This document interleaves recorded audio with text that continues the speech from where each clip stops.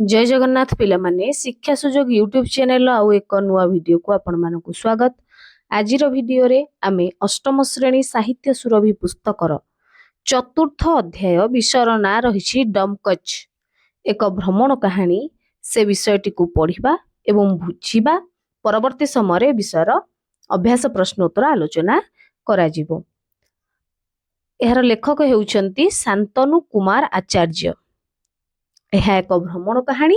लेखक शांतनु कुमार आचार्य। शांतनु कुमार आचार्य जड़े यशस्वी सारस्वत स्रष्टा। कटक जिलार सिद्धेश्वरपुर ग्राम 1933 मसीहा मे मास 15 तारिख रे जन्म ग्रहण करथिले।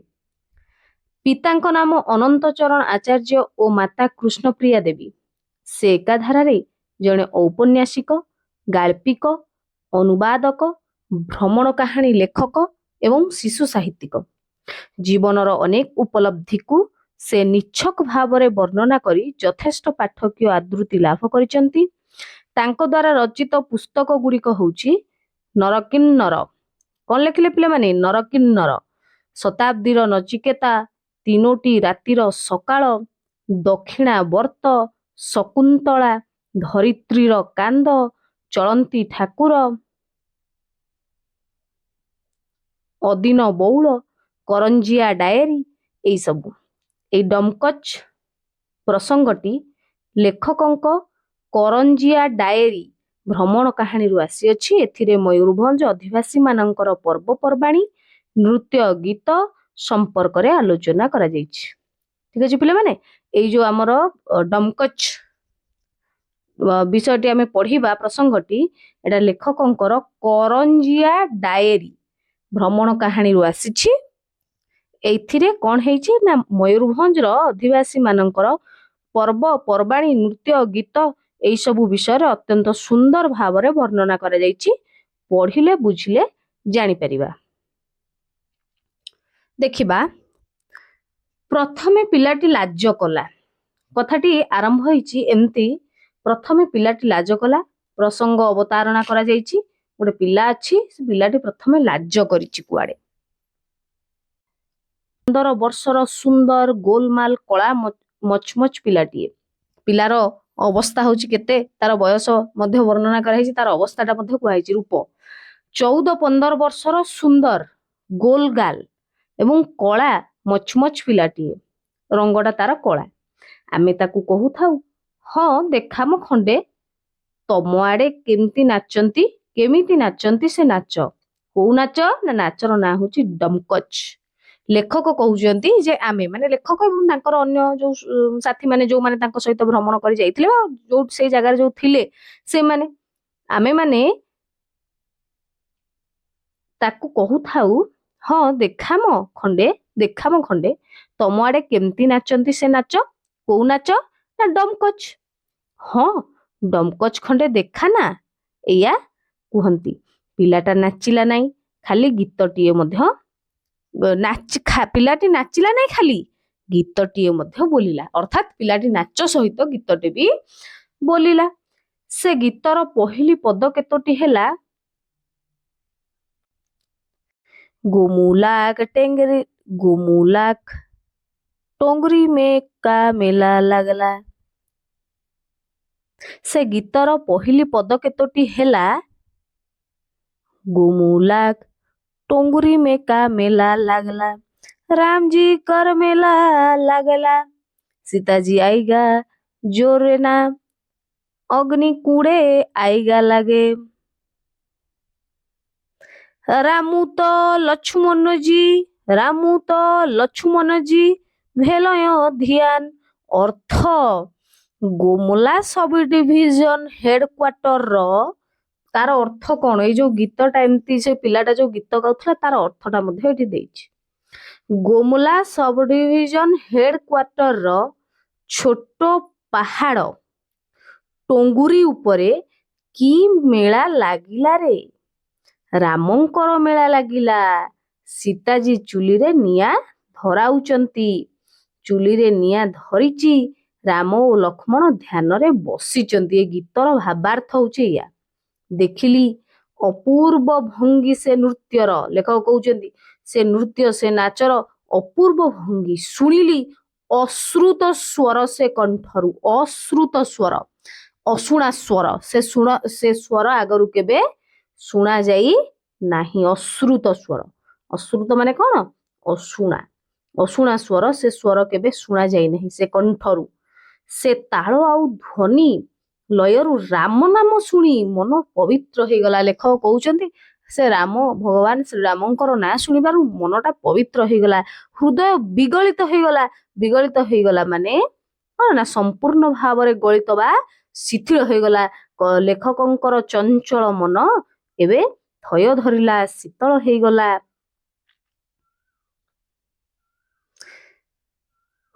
ପଚାରିଲି ଏ କେଉଁଠିକାର ନାଚ, କେଉଁଠିକାର ଗୀତ? ପିଲାଟାକୁ ପଚାରୁଛନ୍ତି।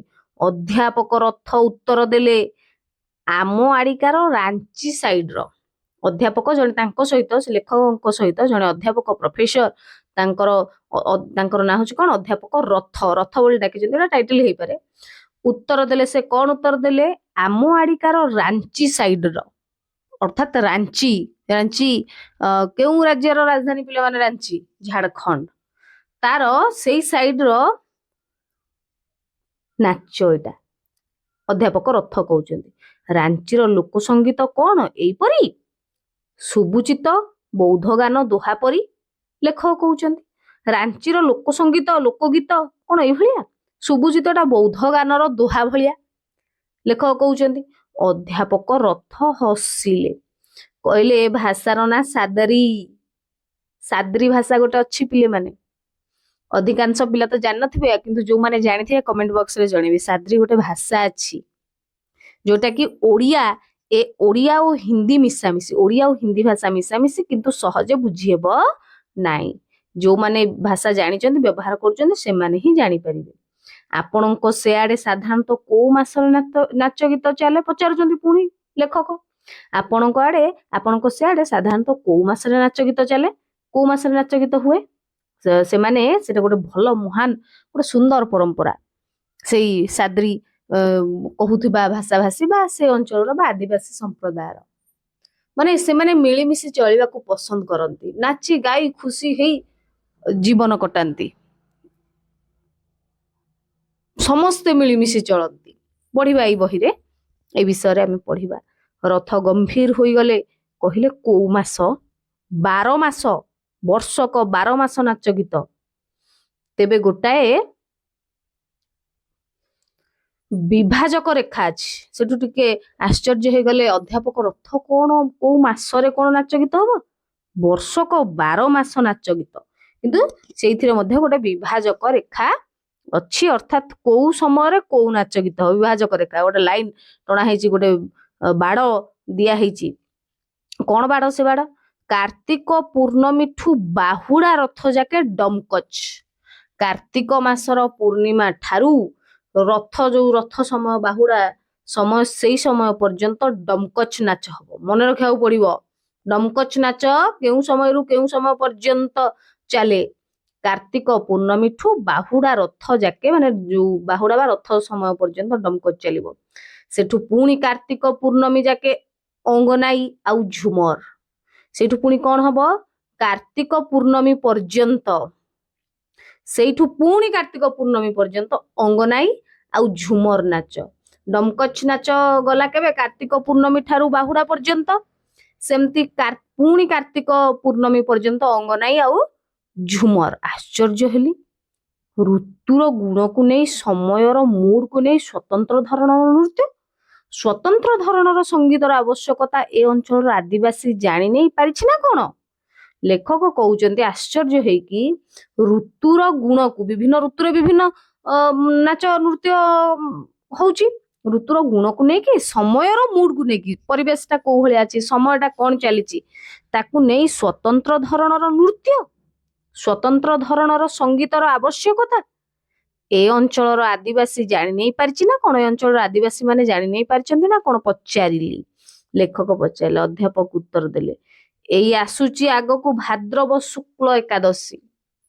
ସେଇ ସମୟର କଥାଟା କହୁଛନ୍ତି, ଆଗକୁ ଆସୁଛି ଭାଦ୍ରବ ମାସର ଶୁକ୍ଳ ଏକାଦଶୀ ତିଥି। ମୟୂରଭଞ୍ଜ, ଷଢ଼େଇକଳା, ଖରସୁଆଁ, ସିଂହଭୂମିର ଦକ୍ଷିଣାଂଶ ଅର୍ଥାତ୍ ରାଞ୍ଚି ଯୋଉଟା କଥା କୁହାହେଲା କୋଉ କୋଉ ଅଞ୍ଚଳ ମୟୂରଭଞ୍ଜ, ଷଢ଼େଇକଳା, ଖରସୁଆଁ, ସିଂହଭୂମିର ଦକ୍ଷିଣାଂଶ ଅର୍ଥାତ୍ ରାଞ୍ଚି ଅଞ୍ଚଳ ଏକ ବିରାଟ ଭୂଭାଗ ଗୋଟେ ବଡ ଅଞ୍ଚଳ କମ୍ପିବ ସେଇ ଦିନଠୁ କୋଉଠୁ ଭାଦ୍ରବ ଶୁକ୍ଳ ଏକାଦଶୀ ତିଥିରୁ କାର୍ତ୍ତିକ ଯାକେ ବରାବର ମାନେ ଭାଦ୍ର ମାସରୁ ପୁରା କାର୍ତ୍ତିକ ମାସ ପର୍ଯ୍ୟନ୍ତ ବରାବର କମ୍ପିବ। ରାତିରେ ମାଦଲ ଶୁଣିବେ, ରାତିରେ କଣ ବାଜିବ ମାଦଲ ଶୁଣିବେ, ଝୁମର କଣ ଶୁଣିବେ ମାଦଲ ଶୁଣିବେ ନହେଲେ ଝୁମର ନହେଲେ ଅଙ୍ଗନାଇ ଗୀତର ତାନ, ମାଦଲ ଶୁଣିବେ ଝୁମର ନହେଲେ ଅଙ୍ଗନାଇ ଗୀତର ତାନ ଶୁଣିବାକୁ ପାଇବେ। ଏଇ ଏକାଦଶୀ ତିଥିଟି ଆଜ୍ଞା କଣ ଯୋଉ କହିଲେ ଭାଦ୍ରବ ଏକାଦଶୀ ତିଥିରେ ହବ ଅଙ୍ଗନାଇ ରାତିରେ ମାଦଲ ବାଜିବ ଅଙ୍ଗନାଇ ନହେଲେ ଝୁମର ଗୀତର ତାନ ବାଜିବ କୋଉ ଅଞ୍ଚଳରେ ମୟୂରଭଞ୍ଜ, ଷଢ଼େଇକଳା, ଖରସୁଆଁ, ସିଂହଭୂମିର ବିରାଟ ଅଞ୍ଚଳରେ।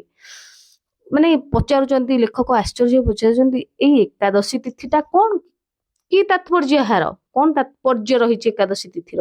ଦେଖ ପିଲେ ମାନେ କୋଉ ଭଳିଆ ସୁନ୍ଦର ଚିତ୍ର କୋଉ ଭଳିଆ ଅଞ୍ଚଳରେ ସେମାନେ ରୁହନ୍ତି।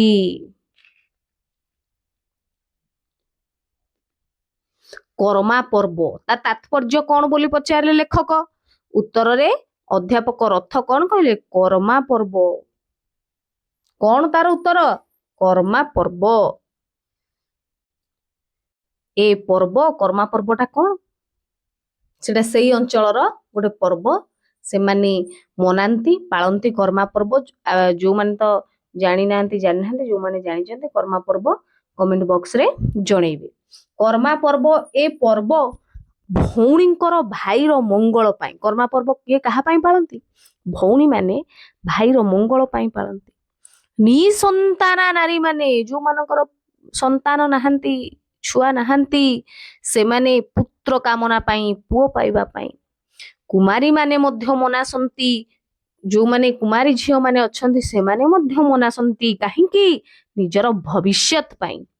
ତେବେ ଏଠି ଗୋଟିଏ କଥା ମାର୍କ କରିବେ ଲେଖକ କହୁଛନ୍ତି ମାର୍କ କରିବେ ଟିକେ ମାଇଣ୍ଡ କରିବେ ମନେ ଦେବେ ଟିକେ ରଖିବେ। କରମା ଗଛର ଡାଳଟିଏ ବଣୁ ଅଣା ହୋଇ ପୋତା ହବ। କରମା ପର୍ବରେ କଣ ହୁଏ କରମା ଗଛ ଗୋଟେ କରମା ଗୋଟେ ଗଛ କରମା ପର୍ବରେ କଣ ହବ ନା କରମା ଗଛ ଗୋଟେ ଅଛି ତାର ଡାଳଟେ ବଣୁ ମାନେ ବଣରୁ ଜଙ୍ଗଲରୁ ଅଣା ହେଇକି ପୋତା ହବ। ତା ପାଖରେ ଜାୱା ସ୍ଥାପନ କରାଯାଇଥିବ। ବ୍ୟସ୍ତ ହୁଅନି ପିଲାମାନେ ଜାୱାର ଅର୍ଥ କଣ ପୁଣି ଏଠି ଲେଖକ ପ୍ରଶ୍ନ କରୁଛନ୍ତି ଆମେ କହିବା କେମିତି ଲେଖକ କଣ ଲେଖିଛନ୍ତି ଦେଖିବା କଣ ଉତ୍ତର ମିଳିଛି। ଜାୱା ସ୍ଥାପନ କରାଯାଇଥିବ କରମା ଗଛର ଡାଳଟେ ବଣରୁ ଆଣିକି ପୋତା ହବ ତା ପାଖରେ ଜାୱା ସ୍ଥାପନ କରାଯାଇଥିବ। କଣ ସେଇ ଜାୱା ବଡ ଇଣ୍ଟରେଷ୍ଟିଂ ସେ ଜାୱା ଆଜ୍ଞା ଦେଖ ଏଇଠି ଇଂଲିଶ ଶବ୍ଦ ଆସିକି ମିଶିଗଲା ଭଲ ଇଣ୍ଟରେଷ୍ଟିଂ ଗୋଟେ ପଛରେ ଗୋଟେ ଇଣ୍ଟରେଷ୍ଟିଂ କଥା ରହିଛି ସେଇ ଜାୱା କଣ ନା ପର୍ବର 7-8 ଦିନ ପୂର୍ବରୁ ଏଇ ଯୋଉ ପର୍ବ ହୁଏ କରମା ପର୍ବ ତାର 7-8 ଦିନ ପୂର୍ବରୁ ଓଦା ବାଲିରେ ଯଅ ଧାନ ଗହମ ହରଡ଼ ପ୍ରଭୃତି ବିହନକୁ ବତୁରେଇ ଗଜା ହେଇସାରିଥିବ। ସେ କରମା ପର୍ବ ହବ ତାର 7-8 ଦିନ ପୂର୍ବରୁ ଓଦା ବାଲିରେ ଯଅ ଧାନ ଗହମ ହରଡ଼ ଏଇ ସବୁର ବିହନ ବତୁରି କଣ ହେଇଥିବ ଗଜା ହେଇସାରିଥିବ। ଏହାକୁ ଚାଙ୍ଗୁଡିରେ ରଖି ଅତି ସୁନ୍ଦର ଭାବେ ସଜାଇ ଦିଅନ୍ତି। ତାକୁ ଗଜା ହେଇଯାଇଥିବ ସେ ଗଜା ଗୁଡାକୁ ଆଣିକି ଚାଙ୍ଗୁଡିରେ ରଖିକି ସୁନ୍ଦର ଭାବରେ ସଜେଇ ଦିଆଯିବ। ବଣ ଫୁଲରେ ଯୋଉ ବଣର ଯୋଉ ଫୁଲ ରହିଛି କୋଉ ଫୁଲ କାକୁଡି ଜହ୍ନି ଫୁଲରେ ଗଜରାମାଳରେ କୋଉ ଫୁଲ ନା ଏଇ ଯୋଉ ଜାୱା କଣ ହେଲା ନା ଜାୱା ହଉଛି କରମା ପର୍ବର 7-8 ଦିନ ପୂର୍ବରୁ ଓଦା ବାଲିରେ ଯଅ ଧାନ ଗହମ ହରଡ଼ ପ୍ରଭୃତିର ବିହନକୁ ବତୁରେଇକି ଗଜା କରିଥିବେ ସେ ଗଜା ଗୁଡା ବାହାରିଥିବ ତାକୁ ଗୋଟେ ଚାଙ୍ଗୁଡିରେ ରଖିକି ଅତି ସୁନ୍ଦର ଭାବରେ ସଜେଇ ଦେଇଥିବେ। ସେଇଥିରୁ କଣ ହବ ନା ବଣ ଫୁଲରେ କାକୁଡି ଜହ୍ନି ଫୁଲର ଗଜରା ମାଳରେ ତାକୁ ସଜେଇ ଦେଇଥିବେ। ସେଇଠୁ ଗୋଟିଏ କାକୁଡିକୁ ହଳଦୀ କନାରେ ଗୁଡେଇ ଗୋଟେ ଗୋଟେ କାକୁଡିକୁ କଣ କରିବେ ନା ହଳଦୀ କନାରେ ଗୁଡେଇକି କନ୍ୟା ମାନେ ଝିଅ ମାନେ ନିସନ୍ତାନା ନାରୀ ମାନେ ଯୋଉ ମା ମାନଙ୍କର ଛୁଆ ନାହାନ୍ତି ପୂଜା କରିବେ ନା କି ପୂଜା ପୁଣି କରମା ପୂଜା। କି ପୂଜା ହବ ଏଠି କରମା ପୂଜା। से गोटे गल्प बा उपाख्यान कर्मा पूजाटा गोटे गल्प बा उपाख्यान अच्छी आम जमी विभिन्न प्रकार पूजा पर्व होची जेमती लक्ष्मी पुराण पुराण पढ़ुचे ना नाई द्वितीय ओषा माँ माने करुचंदी पुराण पढ़ुचंदी ना नाई सुदशा व्रत पुराण पढ़ुचंदी ना नाई सेमती गोटे पुराण बा उपाख्यान गल्प बा उपाख्यान रही कौन कर्मा पूजा पछरे गोटे उपाख्यान रही ब्राह्मण ये उपाख्यान पढ़ी शुणेबे आम जमी पुराण पढ़ुचे सेमती पुराण पढ़ी शुणेबे उपाख्यान को पढ़ी शुणेबे किए पढ़ी शुणेबे ब्राह्मण पूजा काकुड़ी को धरी पूजा को पूजा काकुड़ी हलदी कनारे गुड़ा होता काकुड़ी झील माने उठती कर्मा पूजा स्थली 7 थर परिक्रमा करती जो कर्मा पूजा स्थली जो थली जोटा जो जगहटा से चारि पाखरे 7 थर बुलिबे भ्रमण करिवे कौन से परिक्रमा माने तीर्थादि प्रदक्षिण पूर्वक भ्रमण है ना जो कर्मा पूजा स्थली थिबो ता चारि पाखरे झील माने कौन करिवे तांकर जो काकुड़ी हलदी कनारे गुड़ा हेथिबो ताकू धरिकी 7 थर बुलिबे परिक्रमा करिवे सेठू घर को जाती सेठू कुआडे जिबे घर को जिबे खिया पिया सारी फेरिबे कहीं खाई पी पूजा करुथिबे खिया पिया सर नथिबो प्रथम पूजा सरी गला 7 थर परिक्रमा करदेले तापरे खिया पिया सारी घर को फेरिबे सेठू नाच झियो पुओ समस्ते एकाठी नाचिबे समस्ते झियो पुओ एकाठी नाचिबे सेमानकर एटा गोटे भल पर्व माने एइटा काहेकि जेते भी पर्व जहाँ भी मजा मजलिस खुशी जहाँ करियार अछि माने एकाठी मिलीमिशी पाळंती समस्ते खुशी हुअंती मादल बाजे मादल शब्द शुणी नांती आज्ञा पचारुचंदी मादल शब्द शुणी नांती आज्ञा से मृदंग नुहे कि ढोल भी नुहे आपण को गोड़ तुच्छे कि डेइबो आपे आपे डेइबो से मादल बाजियो माने गोड़ न डेइला लोकर भी डेइबो आउ हां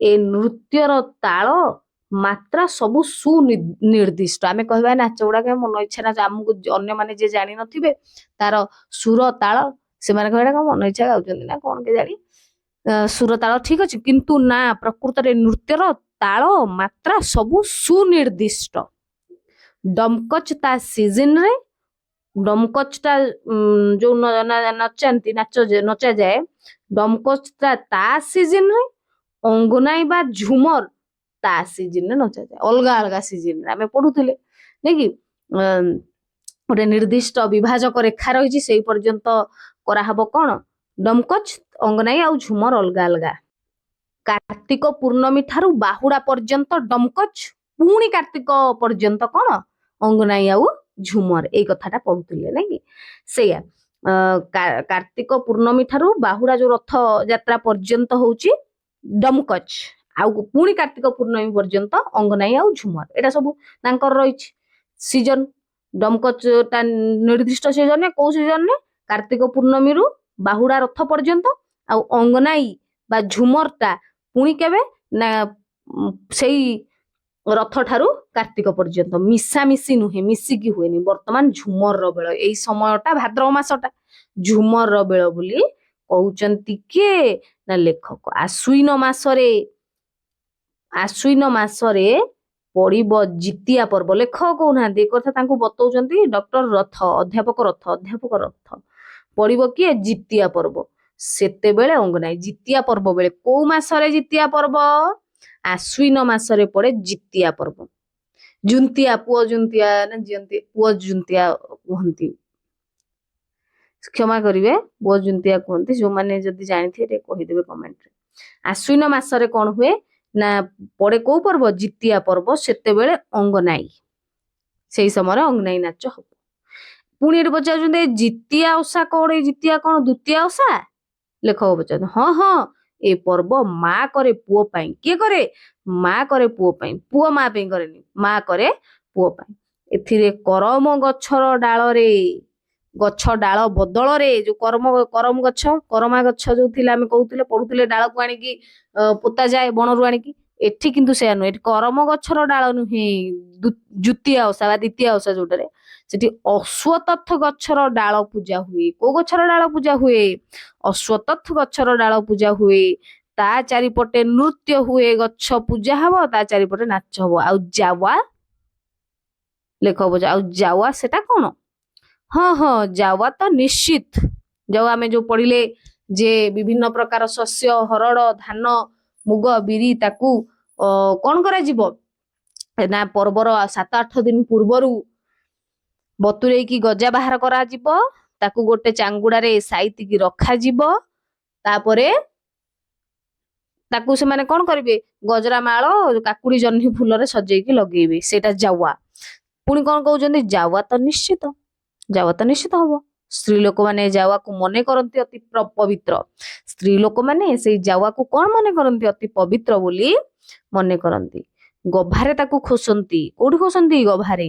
ବାହୁରେ ବି ବାନ୍ଧନ୍ତି, ଗଭାରେ ଖୋସନ୍ତି, ବାହୁରେ ବାନ୍ଧନ୍ତି, ଆଉ ନାଚ କରୁଥାନ୍ତି। ନାଚଟା ମୁଖ୍ୟ ନିହାତି ହେଲା। ତ ଜାୱା ଜୁତିଆ ଓଷାରେ ନାଚ ହୁଏ, ଜାୱା ବି ହୁଏ। ଜାୱାକୁ ସ୍ତ୍ରୀ ଲୋକମାନେ ପବିତ୍ର ବୋଲି ମନେ କରନ୍ତି। ତା ସହିତ ବାହୁରେ ବାନ୍ଧନ୍ତି, ଗଳାରେ ମଧ୍ୟ ଖୋସନ୍ତି। ଗଭାରେ ଗଳାରେ ନୁହେଁ, ଗଭାରେ। ଗଭାରେ ଖୋସିବେ, ବାହୁରେ ବାନ୍ଧିବେ। ଅତି ପବିତ୍ର ଜାୱା ମା ମାନେ ମନେ କରନ୍ତି। ଆଚ୍ଛା, ଅଙ୍ଗନାଇରୁ ପୁଣି ପଚାରୁଛନ୍ତି କଣ ଲେଖକ, ଆଚ୍ଛା ଅଙ୍ଗନାଇରୁ ପଦେ କହିପାରିବେ କି? ଅଙ୍ଗନାଇ ଯୋଉ ନାଚ, ଡମକ, ଚଙ୍ଗନାଇ, ଏଇ ସବୁ ପଦେ କହିପାରିବେ କି? ଅଧ୍ୟାପକ ରଥ ଆଖି ବୁଜି ଭାବି ବସିଲେ। ଆଖି ବୁଜିଲେ, ଭାବି ବସିଲେ। କହିଲେ, ଯଦୁପତି ନଟବର ନନ୍ଦ ଛେକଲେଇ ଡଗରେ, ଜଲ ଯାବ कैसे भरे, ତୋଲଡ ଦେଲଉଁ ମୁଙ୍ଗା ମୋତି ଛେକଲଇ ଡଗରେ। ଏମିତି ବୁଝେଇଲେ, ସେଇଠୁ ଓଡିଆରେ ଅର୍ଥ କଲେ ତାର। କାହିଁକିନା ଲେଖକ ଜାଣିପାରିବେନି, ଓଡିଆରେ ବୁଝେଇ ଦେଲେ। ଯଦୁପତି ନଟବର କୃଷ୍ଣ ବାଟ ଓଗାଳିଛନ୍ତି, ବାଟରେ ଛିଡା ହେଇଛନ୍ତି, ଜଗିଛନ୍ତି। ମୁଁ ପାଣି ଆଣି ଯିବି କେମିତି? ନଟବର ଶ୍ରୀକୃଷ୍ଣ କଣ କରିଛନ୍ତି, ବାଟ ଓଗାଳିଛନ୍ତି, ବାଟରେ ଛିଡା ହେଇଛନ୍ତି। ମୁଁ ପାଣି ଆଣିବାକୁ କେମିତି ଯିବି?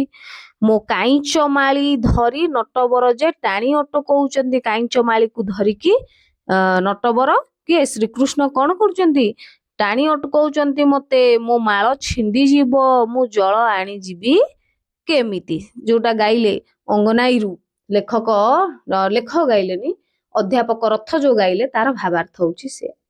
କେମିତି ନାଚ କରନ୍ତି, କେତେ ଖୁସିରେ, କେମିତି ବାଦ୍ୟ ବଜାନ୍ତି, କେମିତି ମିଶିକି ସମାନ ପୋଷାକ ପିନ୍ଧିକି ନୃତ୍ୟ କରନ୍ତି। ଦେଖ, ରାମ ଓ କୃଷ୍ଣ ନାମ, ଏଇ ଦୁଇ ନାମକୁ ଜପାମାଳି କରି ଭାରତ ବଞ୍ଚି ରହିଛି। ଜପାମାଳି ମାନେ ଅତି ପ୍ରିୟ। ଆଉ ଗୋଟେ ଏଇଠି ଜପାମାଳି ମାନେ ଅତି ପ୍ରିୟ। ଆଉ ଗୋଟେ ଜପାମାଳି କଣ ନା, ନାମ ଜପ କରିବା ପାଇଁ ଯୋଉ ମାଳି, ସେଟାକୁ କୁହାଯାଏ ଜପାମାଳି। କରି ଭାରତ ବଞ୍ଚିଛି। କାହାର ନାମକୁ ଧରି ଭାରତ ବଞ୍ଚିଛି? ରାମ ଏବଂ କୃଷ୍ଣ ନାମ ଧରି ଭାରତ ବଞ୍ଚିଛି। ଯେତେ ଗୀତ, ଯେତେ ନାଚ, ଯେତେ ହାଣ୍ଡିଆ, ଯେତେ ମୋହୁର, ଏଇ ସବୁ ନାମ ଦୁଇଟିର ପାଦ ତଳେ ସମର୍ପିତ। କୋଉ ନାଁ ଦୁଇଟିର ପାଦ ତଳେ ସମର୍ପିତ? ନା ଭଗବାନ ରାମ ନାମ ଏବଂ କୃଷ୍ଣ ନାମ। ଏଇ ଭଗବାନଙ୍କର ପାଦ ତଳେ ସବୁ କିଛି ଜିନିଷ କଣ ସମର୍ପିତ। ଦେଖ କେତେ ସମର୍ପଣ ଭାବ। ଏଇ ସମର୍ପଣ ହିଁ ଭାରତର ସଭ୍ୟତା। ଏଇ ସମର୍ପଣ, ଏଇମାନଙ୍କର ଏଇ ସମର୍ପଣ, ଏଇମାନଙ୍କର ଏଇ ସଂସ୍କୃତି, ଭାରତର ସଂସ୍କୃତି ଆଉ କିଛି ନୁହେଁ, ରାମ ନାମ ଏବଂ କୃଷ୍ଣ ନାମ। ଭାଦ୍ରବ ଶୁକ୍ଳ ଏକାଦଶୀ ଦିନ ନିଜ ଆଖିରେ ଏଠାକାର ଗୋଟିଏ ଗାଁରେ ପାଳିତ ହଉଥିବା କର୍ମା ପର୍ବ ଦେଖିଲି। କଣ କହୁଛନ୍ତି, କଣ କହୁଛନ୍ତି କିଏ? ଲେଖକ। ଭାଦ୍ରବ ମାସ ଶୁକ୍ଳ ପକ୍ଷ ଏକାଦଶୀ ଦିନ ନିଜ ଆଖିରେ ଏଇଠିକାର ଗୋଟେ ଗାଁରେ ପାଳିତ ହଉଥିବା କର୍ମା ପର୍ବକୁ ସେ ଦେଖିଲେ। ଯାହା ଯାହା ବର୍ଣ୍ଣନା କରାହେଇଥିଲା, ଯେମିତି ଯେମିତି କୁହାହେଇଥିଲା, ସେଇ କର୍ମା ପର୍ବକୁ ଲେଖକ ଦେଖିଲେ। ଅଧ୍ୟାପକ ରଥ ରାଞ୍ଚିର ଲୋକ। କୋଉଠିକାର ଲୋକ? ରାଞ୍ଚିର। ସଂସ୍କୃତି ସମ୍ପର୍କରେ ଯାହା କହିଥିଲେ ତାହା ଏଠି ମୟୂରଭଞ୍ଜର ଗାଏ ଗାଏ ଅବିକଳ ଏକା ଭଳି ଚାଲିବା ଦେଖିଲି। ଯୋଉ ଅଧ୍ୟାପକ ରଥ ସେଇ ସଂସ୍କୃତି ବିଷୟରେ ଯାହା ଯାହା କହିଥିଲେ, ଯୋଉ ଅଙ୍ଗନାଇ ପର୍ବ, କର୍ମା ପର୍ବ, ଜୁତିଆ ପର୍ବ, ଯୋଉ ଗୁଡାକ ବୁଝେଇଥିଲେ, ଯୋଉ କଥା ଗୁଡାକ ହୁଏ, ଯୋଉଟା କି ଅନ୍ୟ ଅଞ୍ଚଳରେ ହୁଏନି, ସେଗୁଡାକୁ ଅବିକଳ ଭାବରେ ହଉଥିବାର ଦେଖିଲେ ଲେଖକ। ୟାକୁ ଖାଲି ଆଦିବାସୀ ଅର୍ଥାତ ହୋ, ମୁଣ୍ଡା, ଓରାଙ୍ଗ ମାନେ ପାଳନ୍ତିନି। କଣ କହିଲେ, ପୁଣି ଆଉ ଟିକେ ସୂଚନା ଦେଇଦେଲେ, ୟାକୁ କେବଳ ଆଦିବାସୀ ମାନେ ପାଳନ୍ତି ନାହିଁ। କୋଉ ଆଦିବାସୀ? ମୟୂରଭଞ୍ଜର ଆଦିବାସୀ। କୋଉ ଆଦିବାସୀ ମାନେ? ହୋ, ମୁଣ୍ଡା, ଓରାଙ୍ଗ ମାନେ ପାଳନ୍ତିନି। ପାଳନ୍ତି ମହାନ୍ତ ମାନେ, ଯୋଉ ମୟୂରଭଞ୍ଜର ଯୋଉ ମହାନ୍ତ ମାନେ ଅଛନ୍ତି, ସେମାନେ ପାଳନ୍ତି ମଧ୍ୟ। ଅନ୍ୟ ସମସ୍ତେ ପାଳନ୍ତି। କୋଉ ମାନେ ପାଳିବେ ନା ଯେଉଁମାନେ ଜୀବନକୁ ଦୁଃଖର ଗନ୍ତାଘର ନ କହି ଓ ଜୀବନଟା କେଡେ ବଡ ଦୁଃଖ, ଏ ଜୀବନଟା ଦୁଃଖ, ଏ ଜୀବନଟା ନର୍କ ଏମିତି କହିକି ଆମେ କଣ କରୁଛେ ନା ଦୁଃଖଟାକୁ ଡାକିକି ଆଣୁଛେ, ଟାଣିକି ଆଣୁଛେ। ଆମେ ଖୁସି ହବା, ସବୁ ପରିସ୍ଥିତିରେ ଖୁସି ହବା, ହେଲେ ଯାଇକି ଠିକ ହବ। ସେ କଥା କହୁଛନ୍ତି ଯୋଉମାନେ ଜୀବନକୁ ଦୁଃଖର ଗନ୍ତାଘର ନ କହିକି ଆନନ୍ଦର ଉତ୍ସ ମନେ କରନ୍ତି, ଯୋଉମାନେ ଜୀବନକୁ ଦୁଃଖ ବୋଲି ଭାବନ୍ତିନି, ଦୁଃଖର ଗନ୍ତାଘର ବୋଲି ଭାବନ୍ତିନି, ଆନନ୍ଦର ଉତ୍ସ, ଗୋଟେ ଜୀବନଟା ଗୋଟେ ଆନନ୍ଦର ଉତ୍ସ। ଜୀବନଟା ଥରେ ମିଳିଛି, ବାରବାର ନାଇଁ, ଏଇ ଥରକ ହିଁ ଜିଇବା।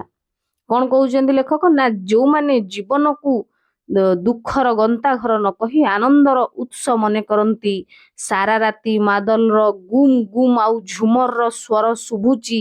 ସାରା ରାତି କଣ ହଉଛି, ମାଦଲର ଗୁମ୍ ଗୁମ୍ ଏବଂ ଝୁମରର ସ୍ୱର ଶୁଭୁଛି। ଏଇଲେ କରମା ପର୍ବ ଉପଲକ୍ଷେ, ଏବେ କୋଉ ପର୍ବର ସମୟ ଚାଲିଛି, କରମା ପର୍ବ, ସେଇ ପର୍ବର ଉପଲକ୍ଷେ କଣ ହଉଛି ନା ସାରା ରାତି ମାଦଲର ଗୁମ୍ ଗୁମ୍ ଶବ୍ଦ ଏବଂ ଝୁମରର ସ୍ୱର ଶୁଣିବାକୁ ମିଳୁଛି। ପିଲାମାନେ ଆମେ ତ ଏବେ ବିଷୟଟିକୁ ଭଲ ଭାବରେ ପଢିଦେଲେ, ବୁଝିଦେଲେ, କିନ୍ତୁ କେତେ ମନେ ରଖିଲେ, ବୁଝି ପାରିଲେ ନା ନାଇଁ ତା କେମିତି ଜାଣିବା ନା ଗୋଟେ ପରୀକ୍ଷା କରିବା। 5-7ଟି ପ୍ରଶ୍ନ ନେଇଛି, ତାର ପ୍ରଶ୍ନ ପଚାରି ତାର ଉତ୍ତରଟା କମେଣ୍ଟ ବକ୍ସରେ ଲେଖିବେ। ଏଇଥିରୁ ଆମେ ଜାଣିବା ଯେ ଭଲ ଭାବରେ ବୁଝିପାରିଲ ନା ନାହିଁ। ପ୍ରଥମ ପ୍ରଶ୍ନ, କେଉଁ ମାସରେ ଜିତିଆ ପର୍ବ ପଡିଥାଏ? ଦ୍ୱିତୀୟ ପ୍ରଶ୍ନ, ଡମକଚ ନୃତ୍ୟ କେଉଁ ମାସରୁ କେଉଁ ମାସ ପର୍ଯ୍ୟନ୍ତ ପାଳନ କରାଯାଏ? ତୃତୀୟ ପ୍ରଶ୍ନ, ରାଞ୍ଚିର ଲୋକ ସଙ୍ଗୀତ ଲେଖକଙ୍କୁ କେଉଁ ଗୀତ ପରି ଲାଗୁଥିଲା? ଚତୁର୍ଥ ପ୍ରଶ୍ନ, ଦ୍ୱିତୀୟା, ଏଟା ହଉଛି ଦ୍ୱିତୀୟା ଓଷାଟି କାହାର ମଙ୍ଗଳ ପାଇଁ ମା ମାନେ ପାଳନ କରନ୍ତି?